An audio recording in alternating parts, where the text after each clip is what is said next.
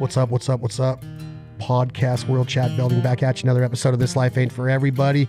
We've been having a lot of excitement around some of our themes, and one of those themes is music, our taste in music. It's a little bit different, but it's the right taste. And I would never say, like, you got to listen to me. I'm not going to get on a soapbox and say, you got to listen to this person. I'm just telling you, give things a chance. If you don't like hunting, you don't like living off the land, give it a chance. Be educated before you go drop that ballot and say that you're an anti. If you love country music, give it all a chance, because there's so much of it out there that I want to be heard by the masses. The masses deserve to hear it.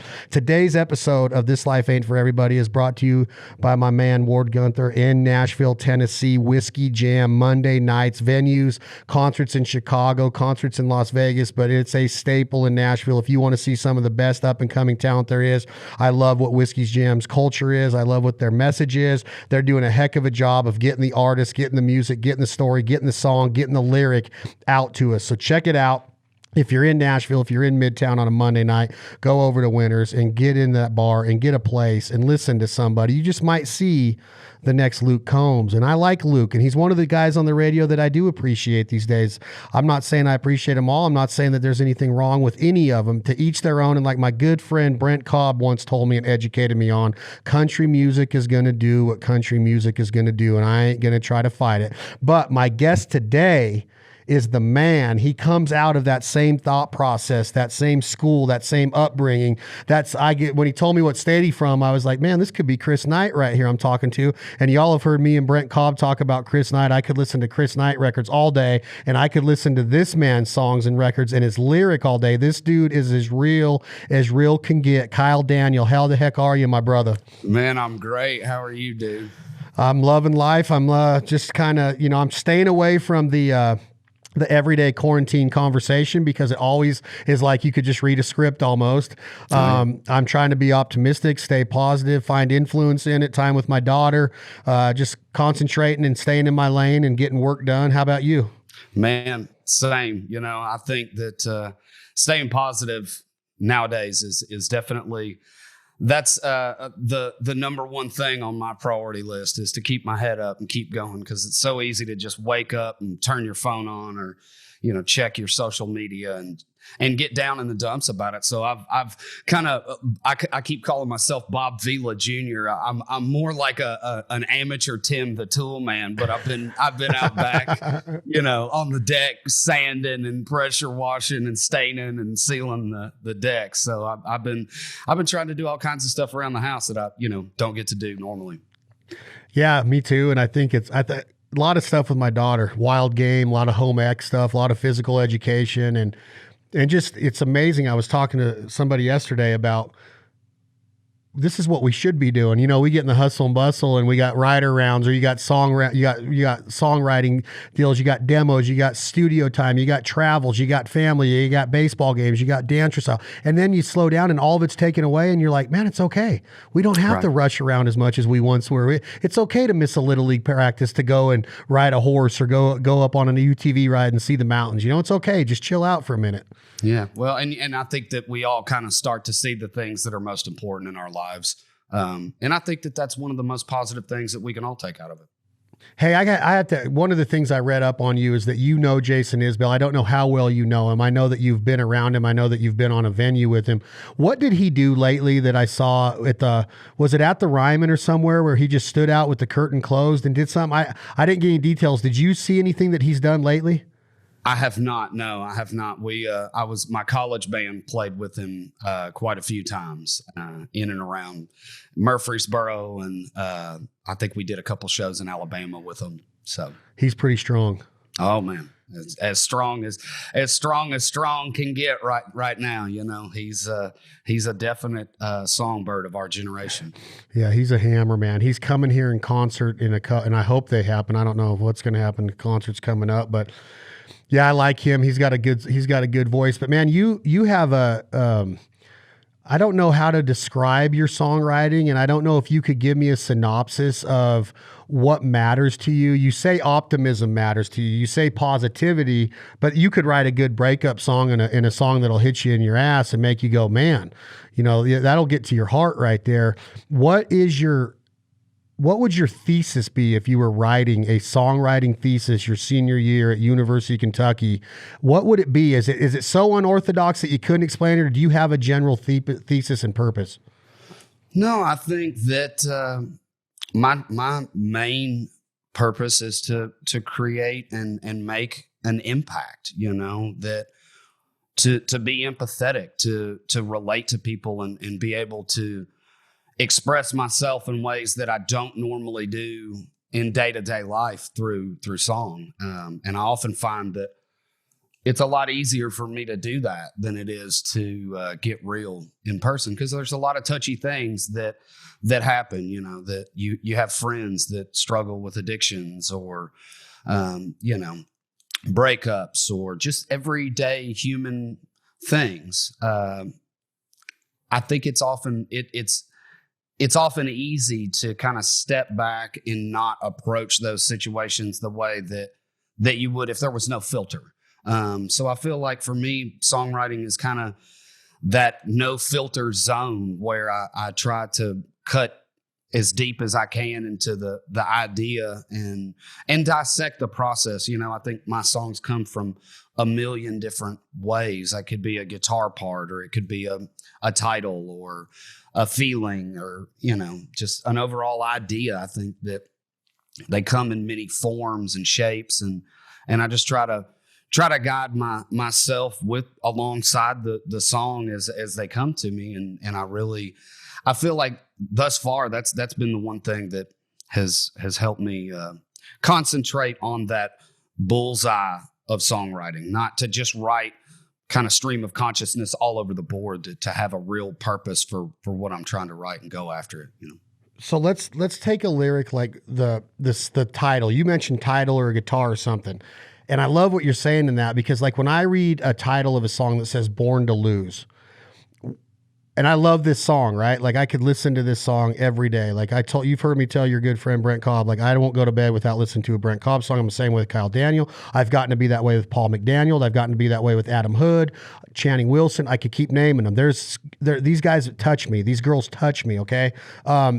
Born to Lose is, you read that title and automatically you think Kyle's in a bad place when he wrote it. He can't get anywhere in life. No matter what door he opens, it closes. No matter what window he opens, the air won't hit his face. Like all of these things go to my head. Like, are you really a loser, or what are you trying to tell somebody by just that title, Born to Lose? Because if you go back to my favorite rock band of all time is Guns N' Roses. Well, when I read a lyric like Locomotive, I go, oh, this is about a train. And then you hear the song and you're like, first off, this is genius. And second off, it's not about what I thought it was going to be about. And you're just told, it's like, what is that concept of a title? And then somewhere lyrically, it takes you to a direction to where, do you write the lyric first and then come up with the name? Or do you have to come up with a name like Born to Lose and then write around that concept? Because I don't get kind of how you would come up with that title and then get a song to come out the way you did. Does that make sense to you, how I asked that? Absolutely. Yeah. That song in particular came from a title. And I have a running list on my phone of notes and, little things that I may hear someone say, or I may just randomly think of when I'm out for a walk with the dog or what have you. I just constantly am writing down either emotions or concepts or titles or something to kind of go back to at a later date and say, okay, when you show up in the writer room with somebody like Brent Cobb, you don't show up empty-handed. Like you show up with some good concepts, with some good titles, or a piece of something that you've already started. And I kind of had to learn that the hard way in Nashville, because I've only been writing here for the past 2 years, hardcore. And I've been here for over a decade, but I really dug in the past couple of years, and I would show up to these rights with some of these dudes that I didn't really even belong in the same room at the time with those dudes with, the level of talent that they were. But if you don't go in with something that you feel strong about, or something that, you can bring in to contribute to the right, they're not going to give you their best ideas anyway. So you kind of have to come to the table prepared and have your ducks in a row. So when you being at your level and you really digging in, but then you make a statement like, I'm not going to show up in a BC or a Brent Cobb, right? without my ducks in a row. What do you see at your talent level? Because I'm just a dude that I don't write songs. I call ducks. But then when I hear a Brent Cobb song, I'm like, that's my life. You being the professional that you are, and you are on that level of being able to get invited in a room with a guy like Brent Cobb. What do you see in him? What is the inspiration? Why would you ever say those words like, you have to be prepared? He's on a different level. What makes Brent Cobb make Kyle Daniels say that? He's just, man, he has got a knack for the English language. He puts words together and forms these intricate, detailed pieces of furniture in the room. As far as storytelling is concerned, he's about as down home and real as you can possibly get. He's not a lot of fluff. He's not one of these guys that's using a ton of bang words. He's not hitting the millennial chant, in his choruses and stuff like that. He's playing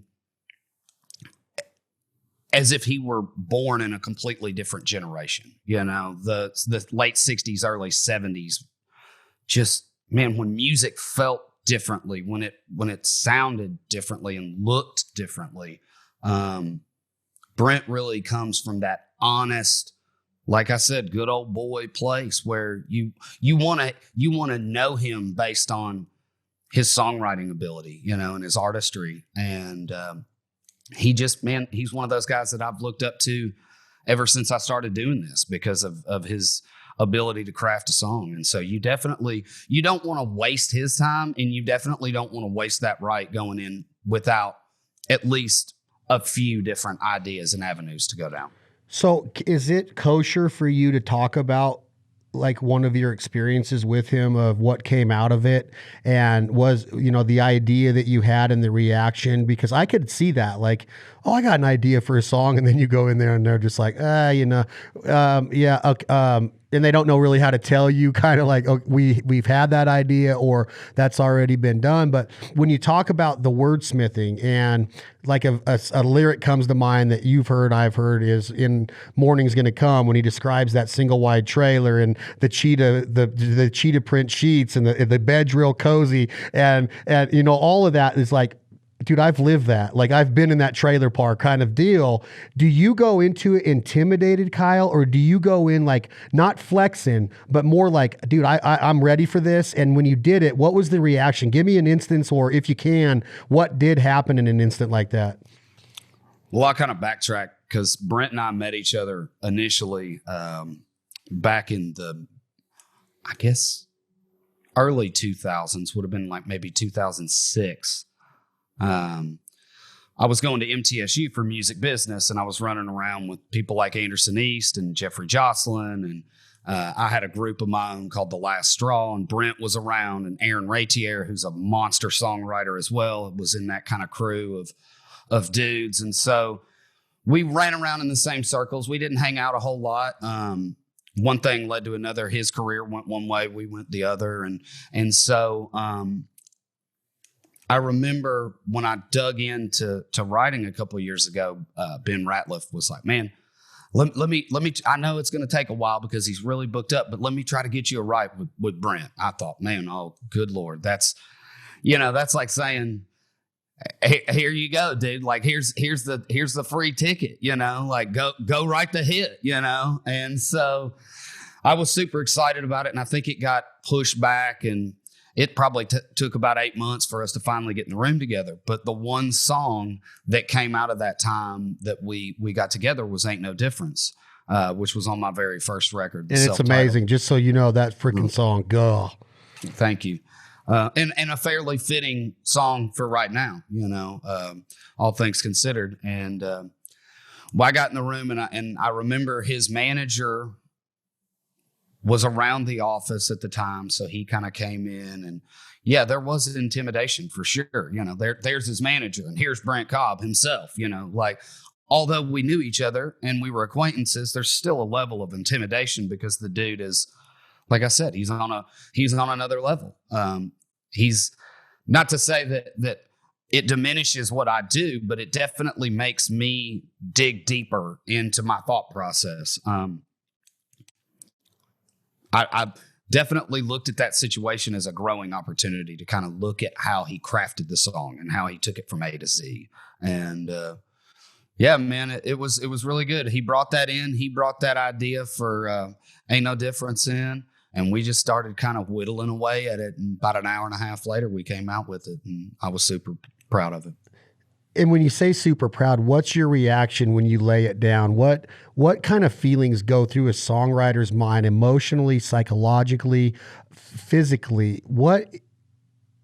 When you write a song like that hits you that hard, and you know damn well it's going to hit somebody else hard when they hear it, which is my reasoning in saying that this music needs to be all on the radio every day, like 100 times a day, because this is life. This is true music to me. What goes through your body when you hear it laid down, when you hear his part, when you guys look at each other and go, we're done, we got it? Talk to me about all of the different emotions that roll through your body physically, like I said.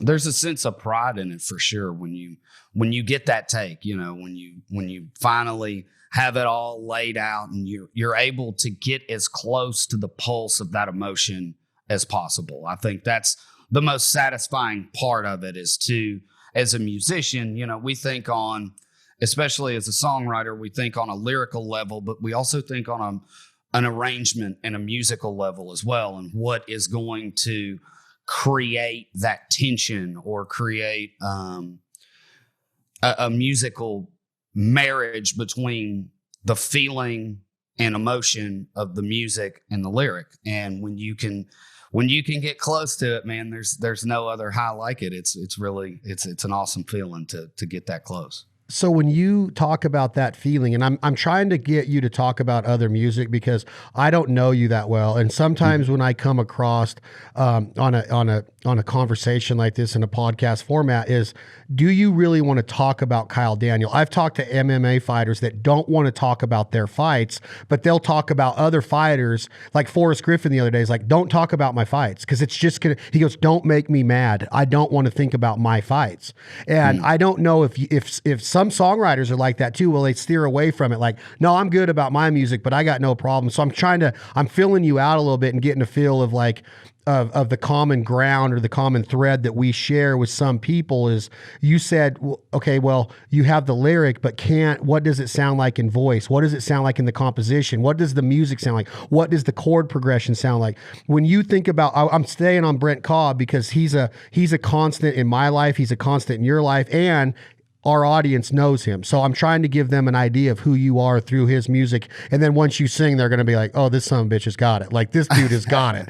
So that's kind of the way that my mind thinks. And I hope that you understand that, your admiration for him shows me that you and I kind of think along the same lines. Like when I hear that song, Ain't No Difference, I'm like, this is genius. And this is like the song that I want my kids listening to, that I want my friends listening to. This is my backyard song. This is what we're going to be jamming to, right? But you as a person, when you hear Brent Cobb sing it, or when you hear, let's take, for example, his new track, The World Is Ending. When you hear it, you're like, Quentin Tarantino movie, I got to listen to it again. Rewind. Oh shit, I got something else out of it.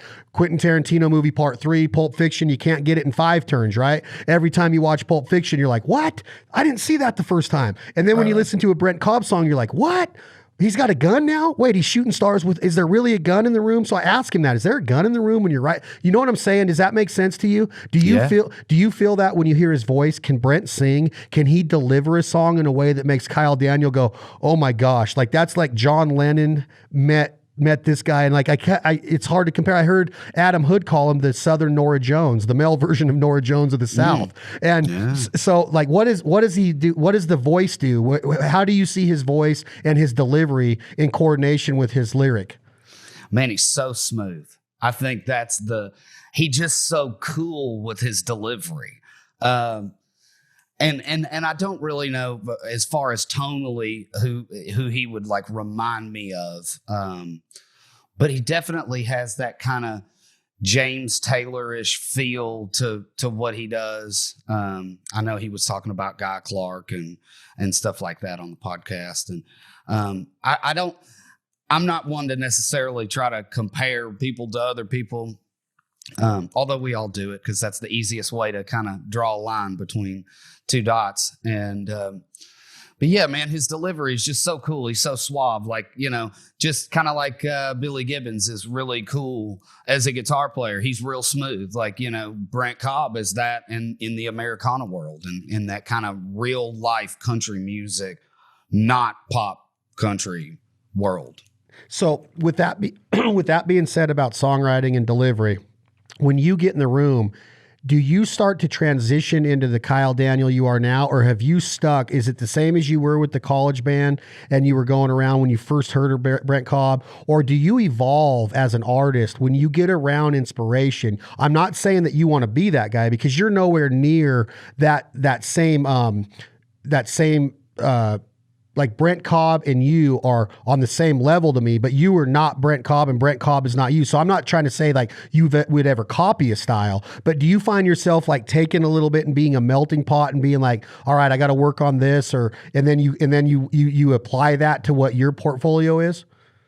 Well, going back to kind of the last straw stuff, man, as far as I'm a completely different human being. As far as that, I was a terrible person back then. It was for me back then. I was in college. I was young. I was dumb. I was, probably doing a bunch of shit that I shouldn't be doing. And it wasn't really focused on the music. It was all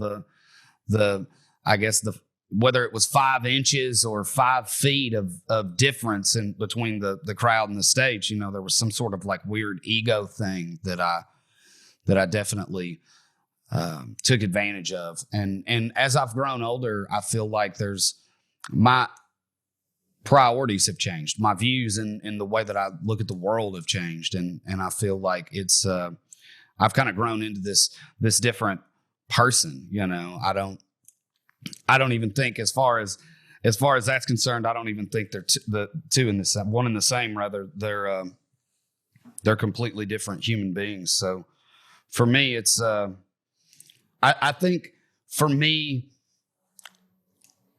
I'm more apt to write a song, trash it, come back to it, and really want to like get it right nowadays. When back then I was more concentrated on like, man, how cool does the music sound? How can we make people dance? And how can we throw a party? It was all about the party back then. I think that's probably the shortest way to talk about it. Nowadays, it's a lot different. Well, I think nowadays you have a different responsibility, Kyle, because now you're speaking to people that aren't interested in dancing at a Kentucky party with their friends. They're more interested in life and the experience and the emotional part of it. And right. I think that's why when I hear your music, I'm like, I don't care where I have to drive to, I'm going to watch this dude because of what he makes me feel like. And that's a big responsibility.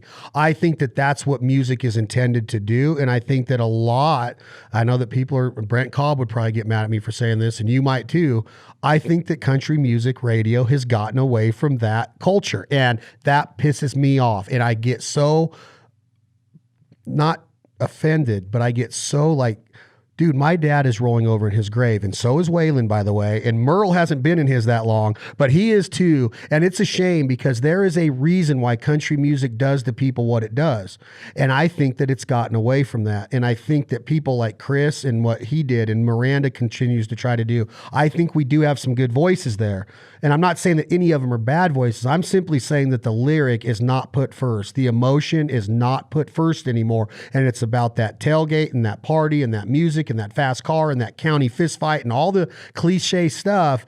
And I want to be affected. I want to go to bed and wake up going, man, that song just made me a better person. I am going to work on you know what I'm saying? Like that's what the music that you write does to a 45-year-old man in Reno, Nevada. So now these days you have a different responsibility, and so does Brent, and so does Chad. Even though you guys could say, I just write my music for myself, this is me, the responsibility is there because now you're getting introduced to all these people that are taking your music as gospel now. Like that's how I live my life. That is me right there. When I hear the world is ending, I have done that. I have looked at life that way, and that's a big responsibility. And that's what the lyric does. That's what the chord progression is meant to do. That's what the suave and the smoothness of the chicken dance that Brent will do on stage once in a while. That's what makes you think, oh my God, that dude is delivering my life's message right now. And that might sound dramatic, but music is dramatic, man. It's supposed to make you go through all of these ups and downs. And that's why when you hear a title like Born to Lose, you're like, dude, that song just made me feel like I can never do that. I'm not going to lose. And that's what I get out of it. When I hear Ain't No Difference, I'm like, wow. First off, how do you come up with it? Because I can't do that. And Brent's like, anybody could write a song, bud. I'm like, you're an idiot for saying that. And I know that he's so smart, right? He's like, I don't even barely have a high school diploma. I went to one, all this stuff. I'm like, well, you got a lot of wisdom. You know what I'm saying, Kyle? Oh, yeah. Not everybody can deliver a lyric this way that you guys are doing. So my point in saying all of that was to get to this. You have a different responsibility these days because now you can't back up Ain't No Difference with a tailgate party song and have me go, oh yeah, that's the same Kyle Daniel. It's a big responsibility as a songwriter is what I'm trying to tell you. Yeah. And there's got to be a common thread through it all, that you kind of have to, once you lay the seeds in the dirt, you can't, I'm not going to say that you have to put yourself in a box and stay in one lane, but it's all got to be around the same thing. It's got to feel authentic. It's got to feel real because it needs to be real. And I think that that's the difference between what's happening with this kind of Southern revival of dudes, Brent, obviously, guys like Lucas Nelson, Blackberry Smoke, those kind of cats, Marcus King, that are bringing this real life, real honest musicians that have honed their craft, playing their instrument, not hitting the space bar on a computer. You're seeing that's the biggest difference, that these guys are talking about reality, whereas a lot of the stuff that's getting pumped out, and not to trash talk it. I mean, it is what it is. It's the music business for a reason. There's no doubt about that. And what is getting pumped through the system is not always going to be the most real shit. It is oftentimes going to be what the head honcho in charge feels like is going to sell, or people are going to. But my question to you, Kyle Daniel, is that head honcho that's pushing that button, which I call cubicle country. You've heard me say that, I'm sure, on a podcast where I just see all these robots in these cubicles just pumping out these songs, right? That's not songwriting. That's not songwriting. Is it an 18-year-old girl that's buying merchandise and sneaking her first beer at a country concert that they're going after? Who are they going after with this selection that we hear on country music? Why do I have to go to Prime Country to hear a Travis Tritt song that was written the way a country song's supposed to be written? Why do I have to go to Prime Country? It's country radio for a reason. What is that button being pushed? Who is it intended to be pushed for, in your opinion? I think it is the younger generation. I think it's the 18 to 28 demographic, realistically. And I guess it depends on how young at heart you think you are. But that's definitely, I feel like because when you show up at a major country music festival, I played with Claire Dunn and Casey James for a couple of years and played every major country music festival in the United States. And that's what you see is 18 to 28. That is a pretty prime demographic. It's, younger kids, that want to throw down. They love to party. So it's, instead of Bonnaroo, when I was in high school, it was like, that was cool to be a hippie and have long hair and wear tie-dye t-shirts and listen to, Widespread Panic and the Allman Brothers and the Grateful Dead and all that kind of stuff. And so that was cool then. And then it kind of turned to the electronic techno EDM thing for a little while. And, now country over the past decade or two has really kind of blown up as this mainstream party atmosphere type of thing. So I think they're trying to appeal to that demographic. So can there ever be a transition and get back to what country once was? Because when I hear a Merle song and the genius in this lyric of those, can we get back to putting the lyric out front and putting that back into the mainstream? Do you think that this movement that Brent said, Chad, it's guys like you that can make it. I don't know if I'm on a movement, but obviously we have a voice in it in some matter of in some way or another. But can we get back there, Kyle? Can we get the lyric out front again and the true validity of what and the transparency of a lyric in the song? Absolutely. And he's exactly right. I mean, it's dudes like yourself and it's dudes like him as well. Sturgill Simpson, Tyler Childers, Chris Stapleton has crossed over from the real revival, real music revival to the mainstream country music world, but is still writing that real stuff. And I think that he was the one that kind of opened the gates most recently for that 3 chords and the truth mentality, where it doesn't have to be an 808 drop, some sort of crazy cover of Fat Bottom Girls live that turns into a, 14-minute montage. It's real music. I think that it's already finding its way, that you have stuff like outlaw country music for a reason, that there's going to be 2 lanes, that you're going to have commercial country music, which is going to be the poppier stuff. And then you're going to have that kind of Southern rock, outlaw, roadhouse, Americana country world.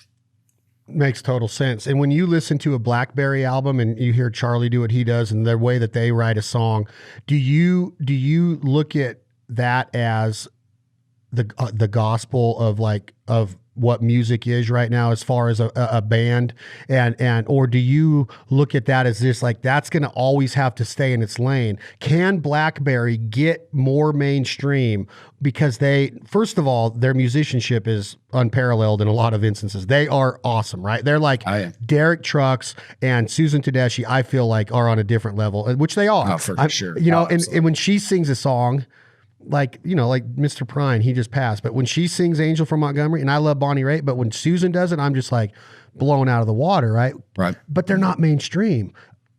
I guess my whole idea about it is like, is there a settlement going on within that mindset of a Blackberry, of a Tedeschi Trucks, of a Kyle Daniel, of a Brent Cobb?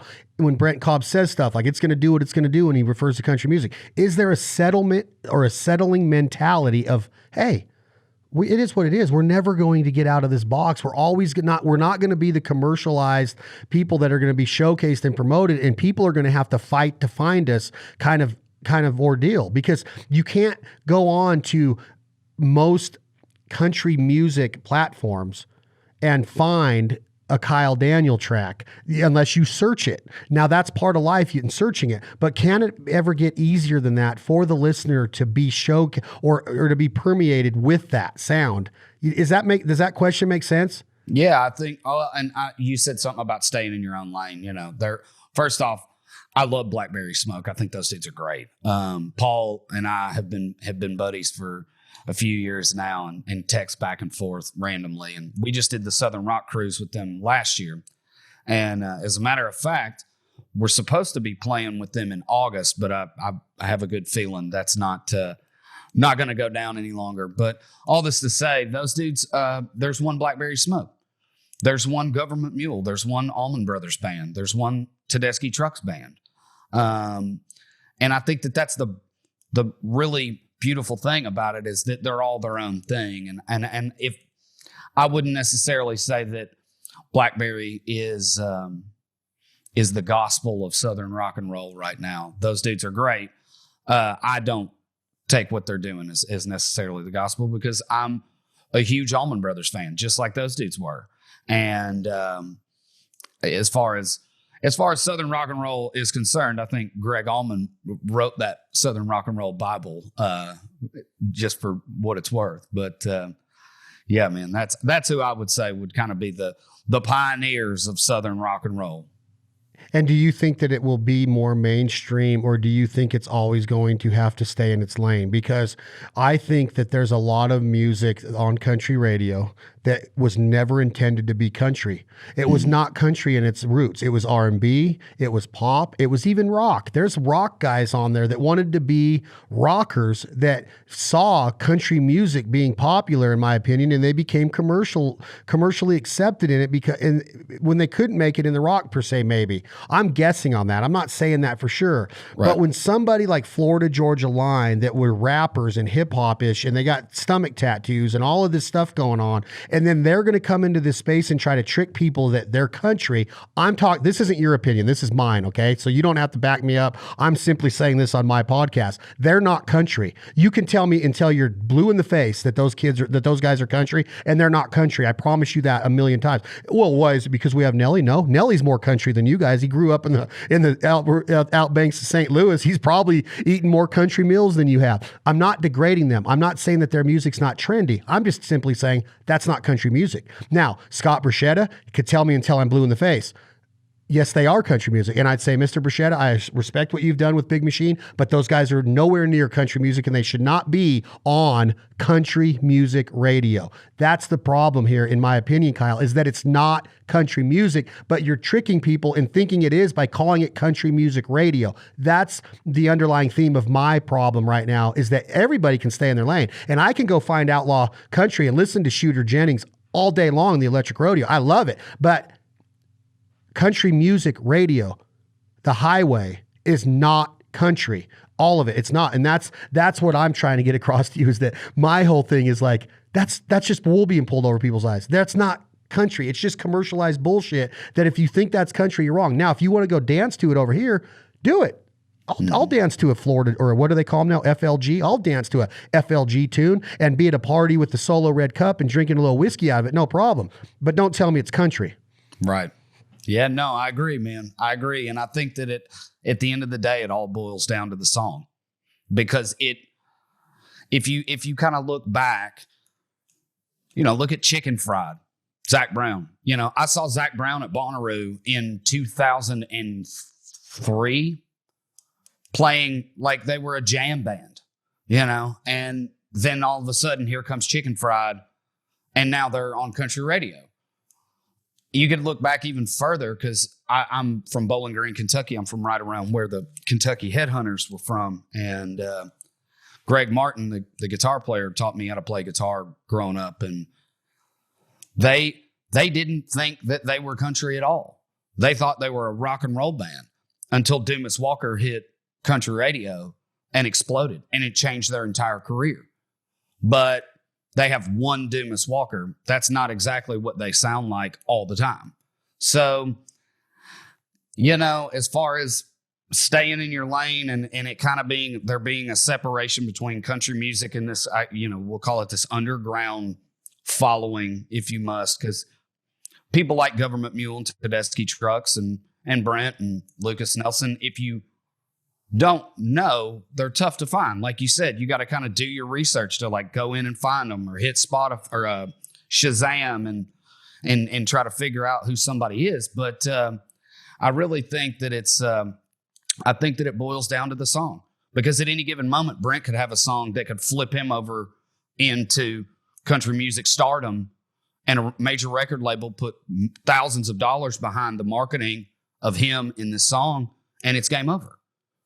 I think that's the difference, So wait a minute, is my argument wrong then, Kyle? And I don't mean to interrupt you, but am I wrong in a way? Because what I'm hearing you say is that maybe I'm wrong to have that thought process, that maybe you don't care to be country or labeled as country. Maybe I'm trying to label you and Channing and Brent Cobb country when you guys don't. Maybe the Kentucky Headhunters were being labeled country when they really didn't give a shit to be labeled country. Maybe I'm the one that's looking at it through tainted glasses right now of being, well, maybe Florida Georgia Line really is country, and I'm missing the boat that these guys, maybe you don't want to be country music. I don't know. Nashville's supposed to be country music, which I know that a lot of Kings of Leon, and there's a lot of different mixture and melting pot of music and vibe in the city now.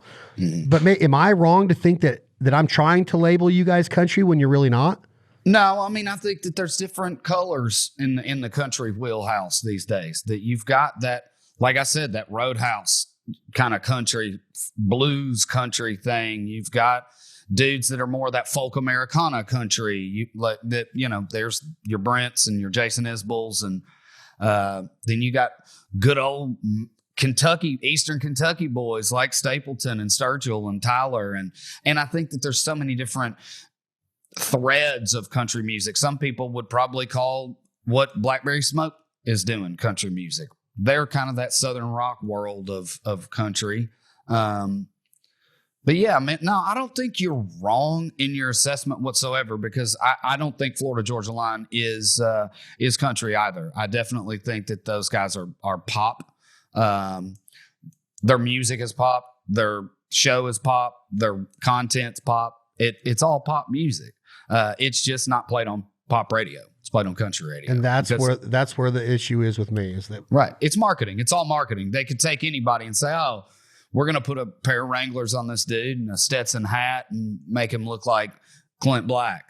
And that's that. You put enough money behind something, you can make people believe it. Isn't that crazy though? Like, well, it's funny because the one of our biggest stars ever that was labeled country music just passed, Kenny Rogers. And when you learn about Kenny and his upbringing in the music industry, it kind of went the same way, to where, did Kenny grow up country?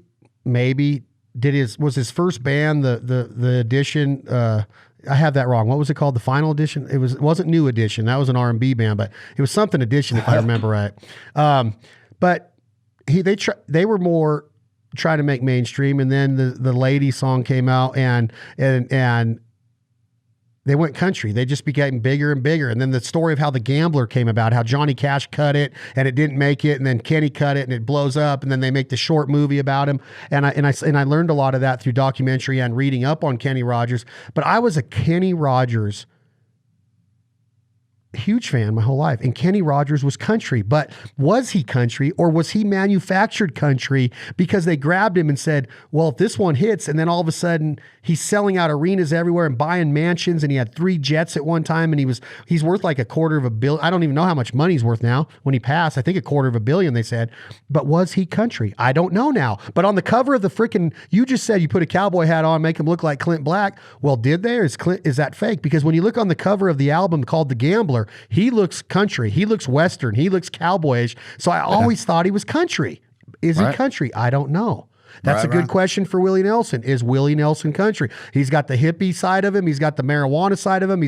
But you listen, if before my dad passed, who's your favorite country music artist? He'd say Merle and Willie. So you know what I'm asking? Is Kenny Rogers really country, or was he manufactured country? And is that what they're doing with Florida Georgia Line? Because he's way more country than they are, but are they both in that same boat of manufactured country? I think it's a sign of the times as well. We've definitely come a long way since the 60s and 70s when these guys started really kicking up in what we would call country music. And nowadays with the way that technology has progressed, and you've got a lot of the drummers that are all playing these major music festivals. And I bring those up because the major music festivals are fueled by country radio, and the country radio is fueled by the major record labels that are pushing them the content. So it's, it starts with the major record label, then it gets to radio, and then from radio, then you've got all these promoters that are doing these massive music festivals, and you show up and from 4:00 until the night is over on any given day, I would almost venture to say that every single person, act, band, what have you, will have an SKB pad and a computer sitting back there running tracks. That to me is not country music, but in 2020, that's country music. You talk about a dirt road, and a pickup truck, and I just, man. No, keep going. You're talking my language right now. Keep it. This is what I've been trying to tell people for 5 or 10 years, dude. Right. It's not country. That's not country. You can smell it on a lot of this stuff too. And maybe I think that's where I get so frustrated with a lot of it is it's like, how are these people getting fooled by this, thinking that this is, that this is real shit? Once again, it's like my dream that one day I wake up and I think Garth Brooks is country. I think Garth Brooks is awesome. I think Garth Brooks has been great for country music. I think Garth Brooks is a good human being. My dream is I wake up and I open up my newspaper or my laptop and I go and I see Garth Brooks, Brent Cobb, Kyle Daniel, Channing Wilson will all join. Adam Hood will all be on Garth's tour this year. He will bring all of these guys up on stage and tell the audience of, I think it was something like 7.7 million tickets. I don't remember how many he sold in his last tour. It is amazing in number. And he goes, this is country. Because with a voice like that, knowing that country music is in the state of it is with the drum pads and all of these mixers and the things that you're talking about and the steel guitar and the live essence of it is and being able to sit there and watch I just think back to like the late 90s, like a Tracy Lawrence concert. I could stand there and before Tracy went through what he did, I'd be like, that's freaking country. And then Chestnut would get up there and I'd be like, that's country. There was something different about that. That was like the golden era for me of my age group of real country. And now I'm in this new life, this new essence. Like, where did Travis go? Well, he's making a new album. Well, who's he writing with? Oh, I wonder why. And I'm not going to let out of the bag who Travis is writing with lately, but there's a freaking reason why he's writing with who he's writing with lately. And then I go, now I'm in this new stage of my life, right? I'm 45. I'm not old. I'm not young. I'm not midlife yet. I don't even consider that. I feel great, right? But now I'm introduced to this whole new level of country music again, where it went through this down period for me where I'm just like, what is country music radio doing? If I hear another song about a cornfield with a hot chick on a tailgate, I'm going to lose my freaking mind because that's not country to me. Now, some will argue that that is country. That's what happens in the country. Very, very seldomly does that happen. And now I got you and I got Brent and I got Channing. I got all these guys that I truly believe in. And as soon as I got introduced to your music, I'm just like, fucking awesome, man. Perfect. I got one. I got another one. We're building our radio station here, man. We're building our concert for Garth Brooks to take Kyle and Brent and all these guys and give him his validation. Like, hey, Country Music America, everybody that's out there in the Pittsburgh Steelers stadium that watches me, like I sold it out, 17 nights in a row. So now I get to bring Kyle on stage 17 nights, like what he just did with John Party. John is commercialized now, but John's country and John can sing a country song like George Strait can and John can deliver it. Now, is he being commercialized? Heck yeah. He's going to make some money and he deserves it. But he would be the same guy that got up there with Garth and went, hey, this is my buddy Brent Cobb, this is my buddy Leith Lofton, and this is country music. And that's what I'm dreaming is going to happen, is that there's going to be some validity put in it by the Garth and have Chestnut come up there and have Travis come back. And I understand that things evolve and country music is going to do what country music does.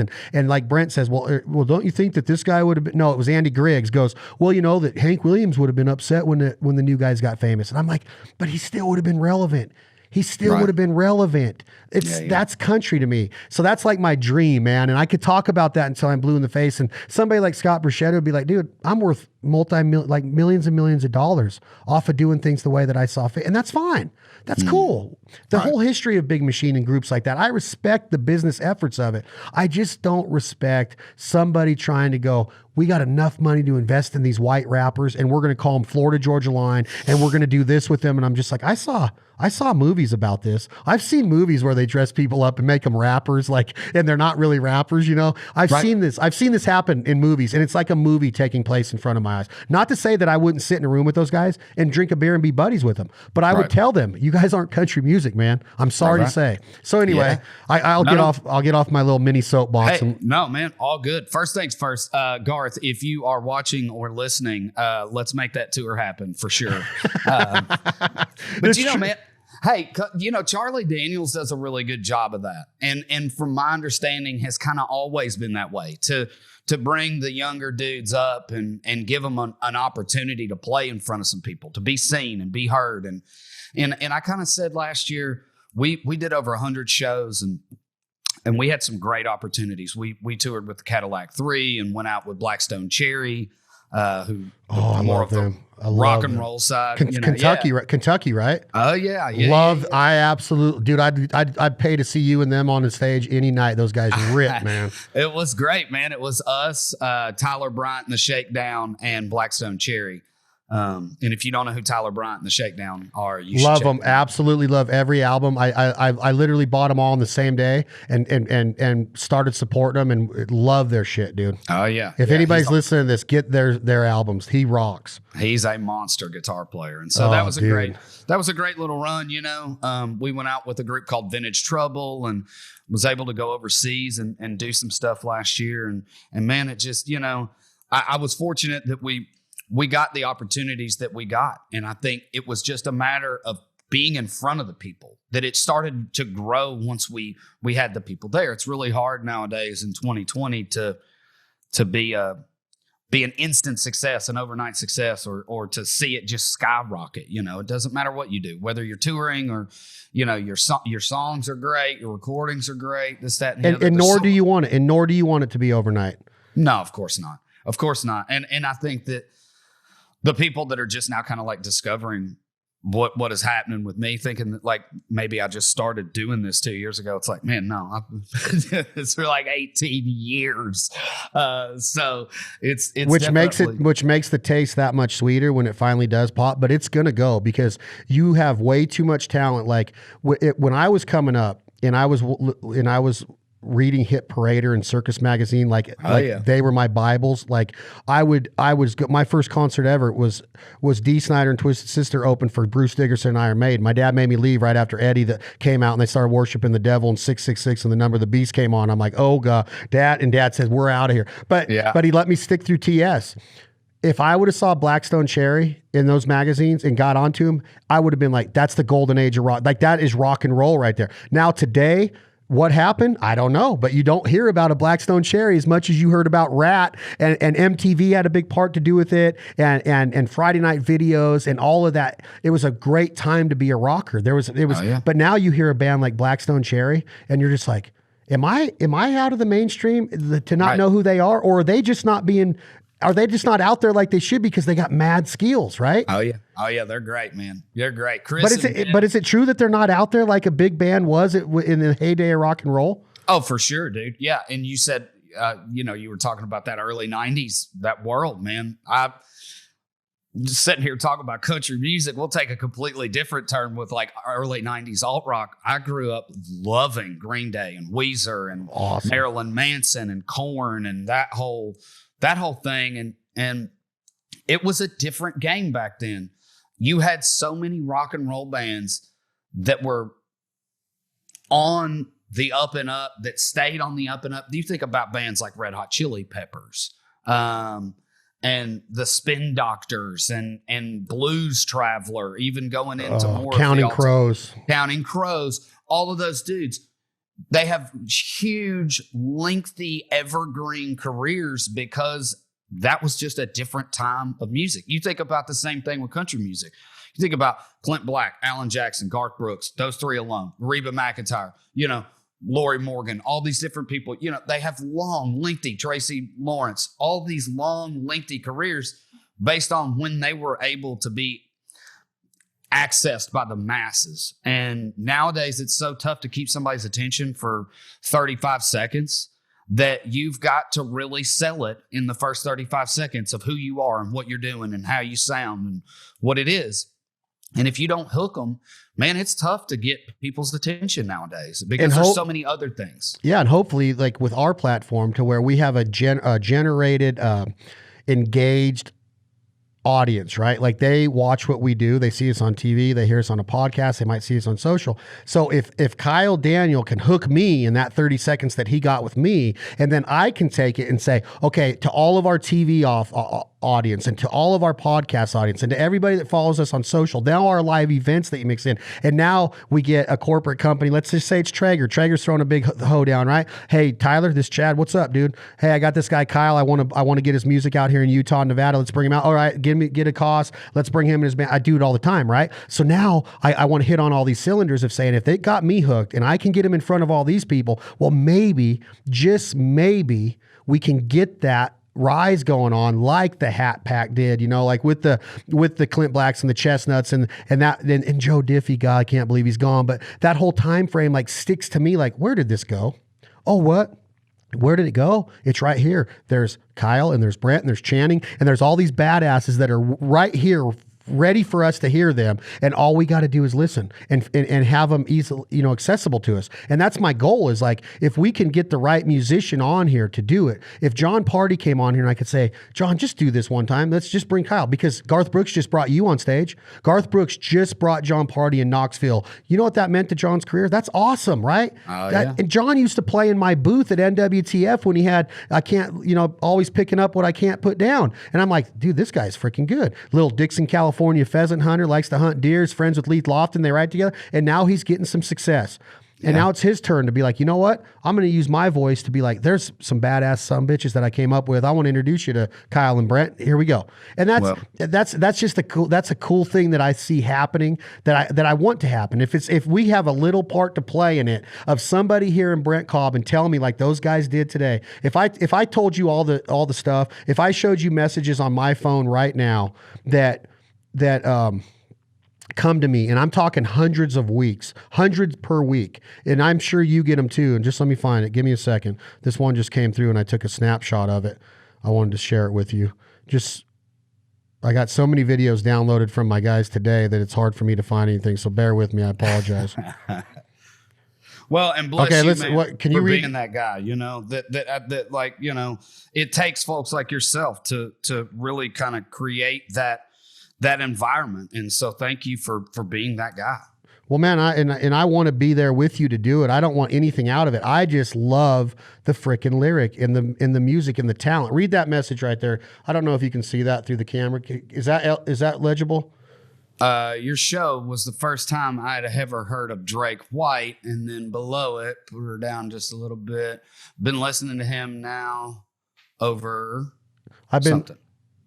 been listening to him ever since.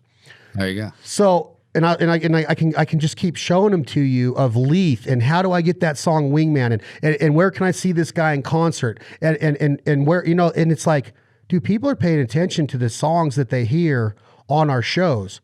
So why can't we work a little harder to help Kyle? Not that you asked for it. I want to make sure everybody knows that Kyle didn't come to me and say, hey, I'll pay you big money to be on your podcast, your TV show. No, this is me going to Kyle and saying, dude, you're badass. Let's work and get this. People deserve to hear this music. It's quite the opposite of you wanting it. Not that you won't take it. I'm just simply saying that you didn't come to me or your PR firm or your management and say, hey, we want to get Kyle on the show. Okay. This one right here. You see that? How long it is? Oh, yeah. I just finished watching Drake White's live concert stream, and I must say thank you for bringing artists like him and Leith Lofton to all of us that share the way our thinking in life is. Between that, your show and your podcast, and now the cookbook coming soon, you're making the hunting community and the world a better place for all of us. So I'm not saying that in rah-rah. I'm simply saying that what if we can? What if we can, Kyle, just be like, dude, this is our radio station, man. This is us. This is what we want out there. And not that that FLG and those guys can't go make a living. Everybody can make a living, right? It's America. But dude, let's get this music out there and just have a small part in it. And that could be Garth's small part, man. Garth has paid the dues. He's a trailblazer. He's the most successful country music artist of all time, in my opinion. He's outsold the Beatles. He's outsold Michael Jackson. I don't know if he's worth as much money as Toby Keith or Jay-Z, but it doesn't matter because he's destroyed every record known to man. And he can just be like, dude, when I hear Chris Knight and Kyle Daniel on stage the other night, I went back to my roots of Oklahoma, coming up in the honky tonks and the bars, and I want to introduce Kyle Daniel to you. Kyle, sing him a song. And then he comes on and does it with you. God dang, man. Come on. The music just has to happen. That's all I'm saying, dude. Right. That's all I'm saying. Zach Brown's another great guy at this. I remember 3-4 years ago, I'd be at a show. Zach hunts with us, and I get to go to a show here and there. Yeah. Hey, Belden, go out and watch this guy on stage. Well, who is he? Sturgill Simpson. I go, never heard of him. He goes, I'm not kidding you. We're in a boat bass fishing. He goes, this is the best shit I've heard in a minute. That's the first time I've ever heard anybody say in a minute. I guess it's a Southern thing. It's not like I'll be there in a minute, meaning 60 seconds. He meant like in 10 years, this is the best music I've heard. And he goes, this is what Jamie Johnson would have been commercially. This is Sturgill Simpson. And he plays it, and I'm like, and this was like the King of Shit Mountain song, that whole song, that whole vibe. A little bit of Sturgill's new stuff. I'm a little bit not sold on it yet, but I still love him. But then I went and watched him live. And I'm like, Zach is doing this for people. Then he had Drake White open up. Zach is very gracious in that. He's got a big fan base, and he brings these artists out to support music. And I just have this vision of that happening with Garth, of being like, here is Brent and Kyle and Channing, and just like this, just one time you get to sing. I don't know, man. It might be far-fetched, but if Garth, you're listening, which I know you and Trisha are listening to this podcast, just you just know it. I do too. Garth, I just brother, know that he is. I'm here. I'm easy to find. Let's make it happen. Yeah, I love it, dude. Hey, let's can we hear a song? Can we hear Ain't No Difference? Yeah, man. Oh, this is what I love this. Yeah, let's do that.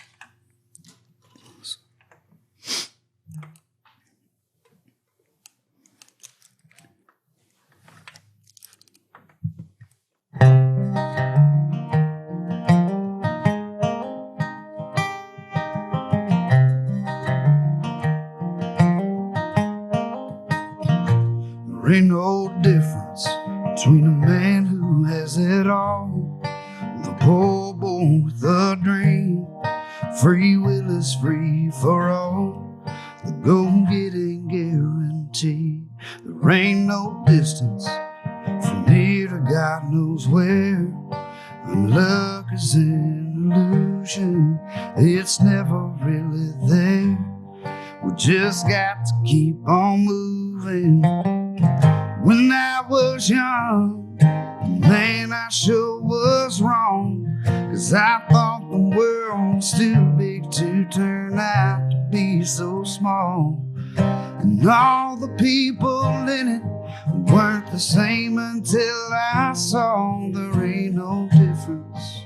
There ain't no difference at all.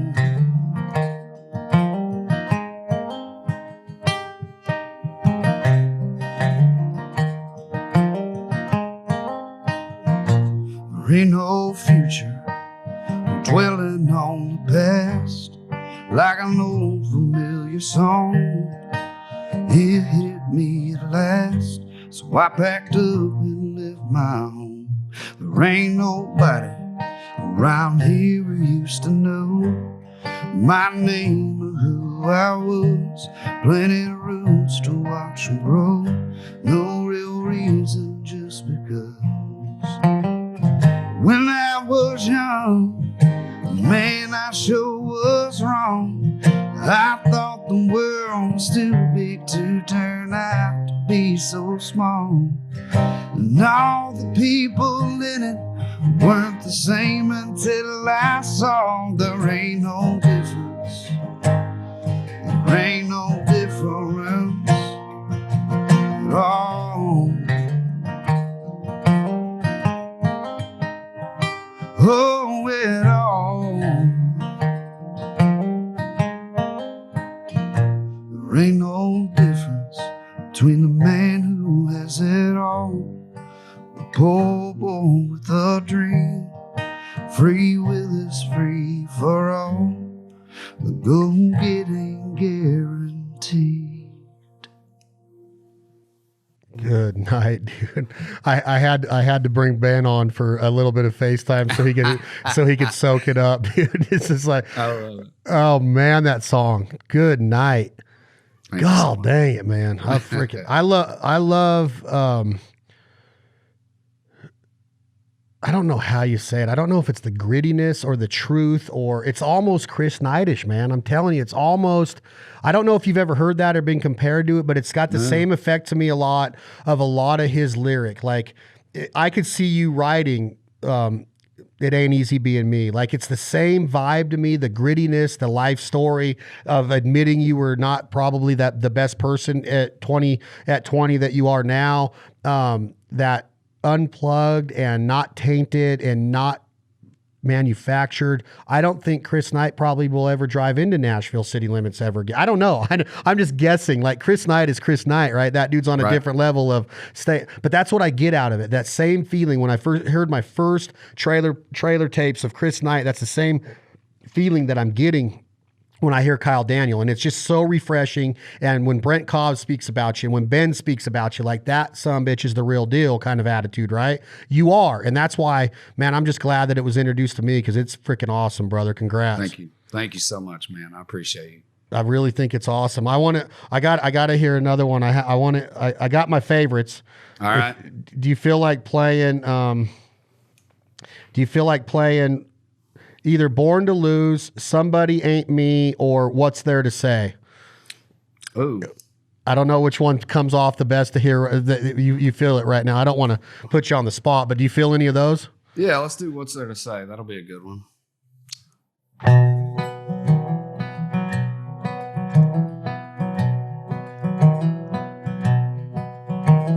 Saying I'm sorry feels broken, cold like my heart. Never meant to hurt no one, never meant to tear us apart. 'Cause I thought salvation could never feel so far away. Maybe I'm crazy, maybe I'm living in vain. What's there to say when you set a soul on fire? There ain't a thing makes it easier to burn. When there ain't nothing left but a selfish man's desire. What's there to say when you set a soul on fire?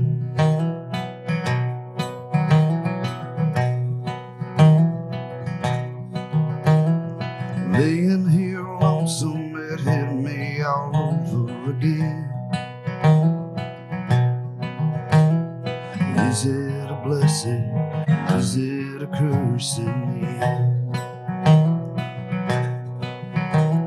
'Cause I still feel all of the trouble that I put us through. Maybe I deserve it, maybe I'm haunted by you. But what's there to say when you set a soul on fire? There ain't a thing that makes it easier to burn.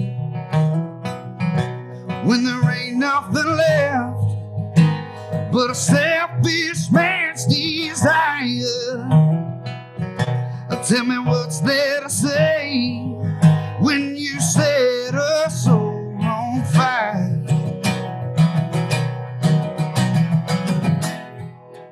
Would you feel the same if you walked away? 'Cause I thought about it 1,000 nights. Could you set my soul on fire?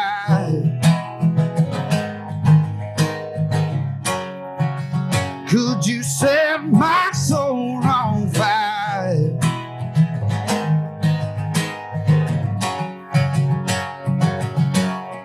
What's there to say?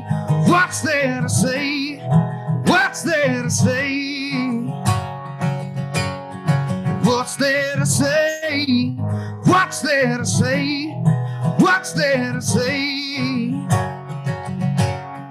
What's there to say when you set a soul on fire?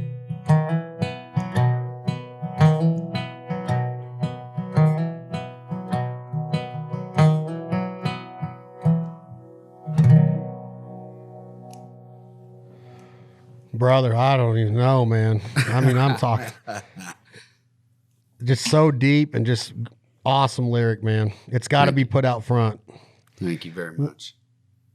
If I ended it by saying, what would you play to be your last song that you've written?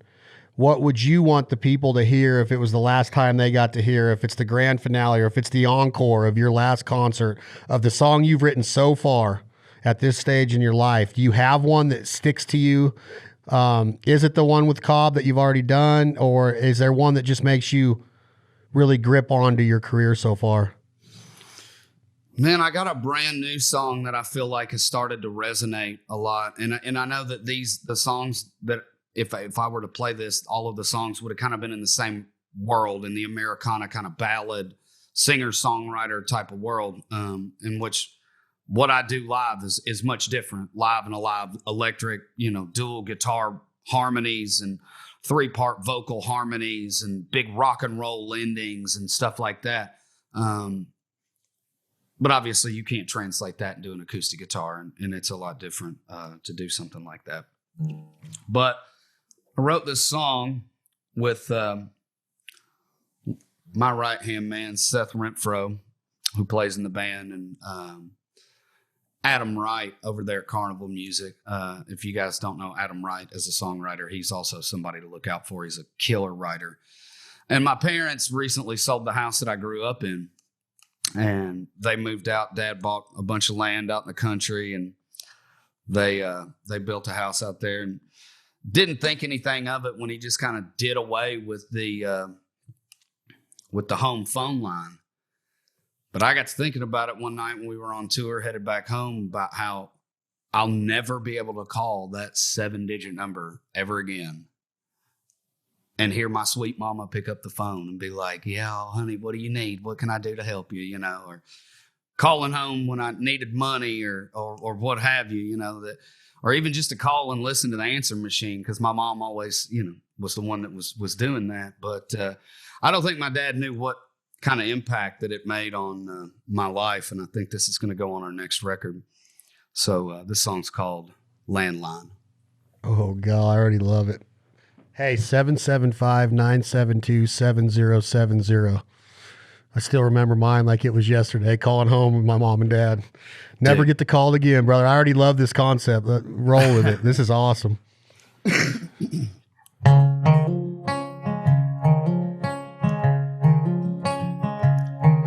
Dug a quarter out of my Levi's, put it in an old payphone.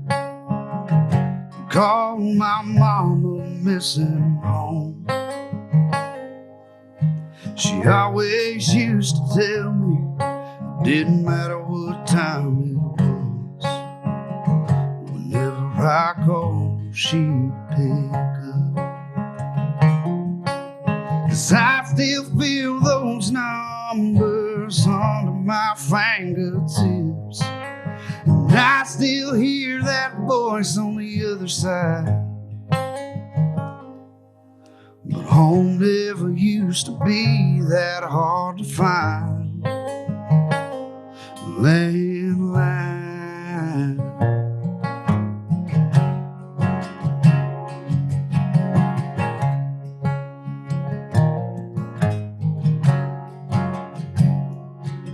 Oh, in that first year in college, way down in Tennessee, I didn't have much, but she gave it all to me.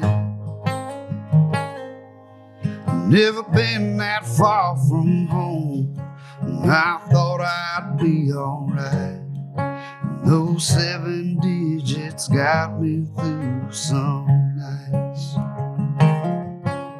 'Cause I still feel those numbers under my fingertips, and I still hear that voice on the other side.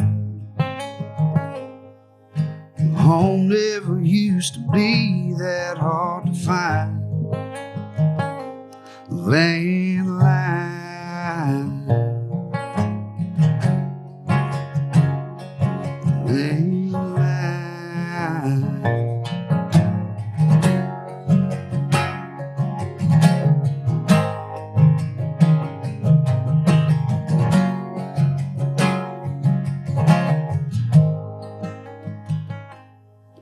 Oh, now I'm all grown up to the man she held me be, and I realize just what she meant to me.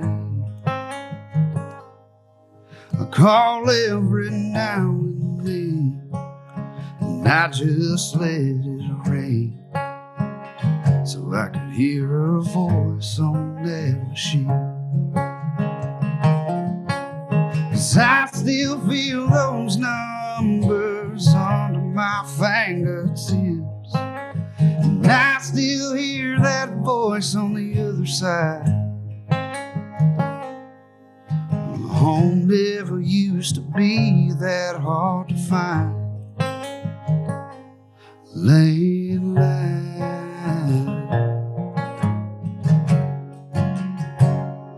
landline,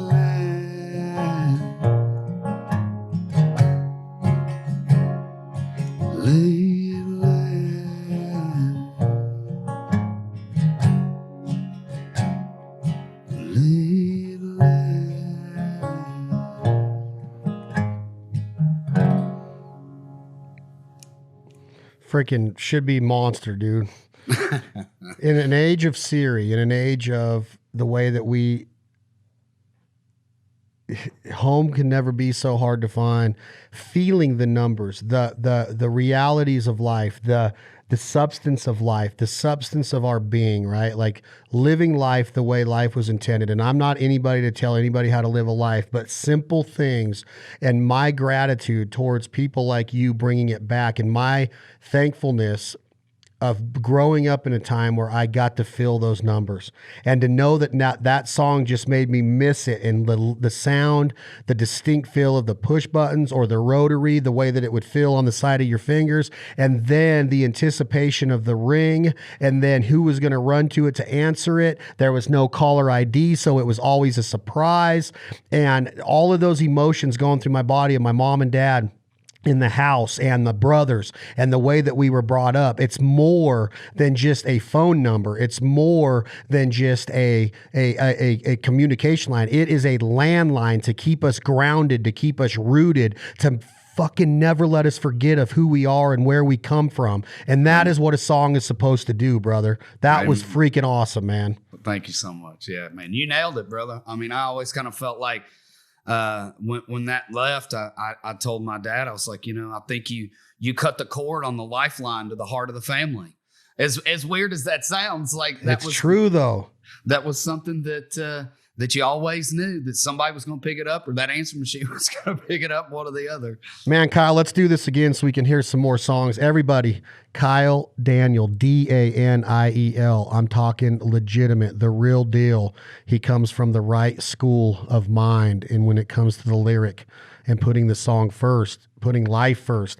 Let's support these musicians. They're not asking for it. They're just pouring their heart and soul into their lyric and their chord progressions and their song and their live shows. Go support them. Get their merch. Support them in times right now to where they can't tour. Let's make these guys our friends. They want to be our friends. They are not arrogant. They are real human beings that have a good voice and a good message for you, your sons, your daughters, your aunts, your uncles, your girlfriends, your wives. I don't care who it is.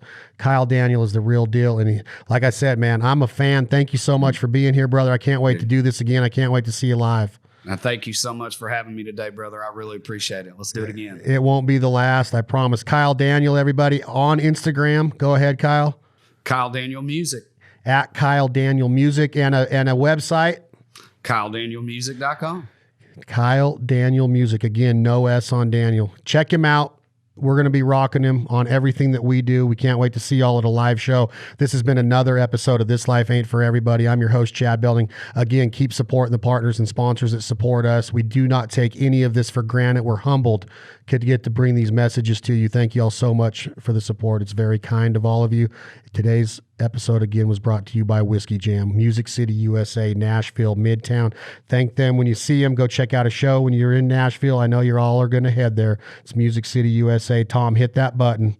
You know what? I'm going to do something different today. We always go out with Leith Lofton. What's she going to do when the money's all gone? What song can we go out with? What do you want me to put on the end of this? Which track can I run, Kyle? Hey, man, Born to Lose, Hangover Town, whatever you want. Okay. You name it. It's your choice. This is Kyle Daniel, Hangover Town. I'm glad he said that one. We're going out with Kyle Daniel, Hangover Town. Thank you all so much. Check out Kyle Daniel Music on Instagram, KyleDanielMusic.com. Thank you guys so much.